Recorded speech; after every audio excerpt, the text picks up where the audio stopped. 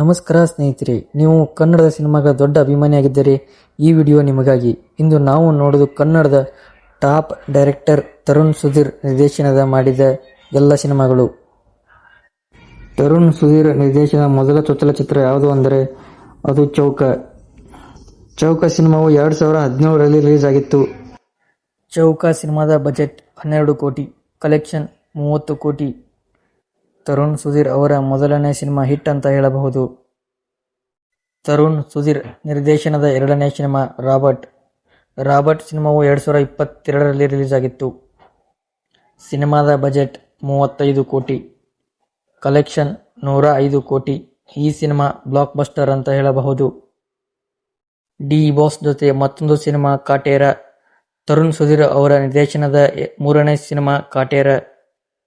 D boss Kaatera cinema box ಆಫೀಸ್ನಲ್ಲಿ ಅತಿ ಹೆಚ್ಚು ಗಳಿಕೆ ಮಾಡಿದೆ.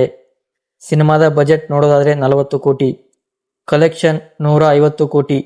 Cinema super hit. Tarun Sudhir ಅವರ ನಿರ್ದೇಶನದ ಸಿಂಧೂರ್ ಲಕ್ಷ್ಮಣ ಸಿನಿಮಾವು ತೆರೆ ಕಾಣುವ ಸಾಧ್ಯತೆ ಇದೆ. ಡಿ ಬಾಸ್ ಹೊರಗಡೆ ಬಂದ ಮೇಲೆ ಈ ಸಿನಿಮಾದ ಶೂಟಿಂಗ್ ಸ್ಟಾರ್ಟ್ ಆಗಬಹುದು. ಡಿ ಬಾಸ್ ಮುಂಬರುವ ಚಿತ್ರಕ್ಕೆ ತರುಣ್ ಸುಧೀರ್ ಆಕ್ಷನ್ ಕಟ್ ಹೇಳಬಹುದು.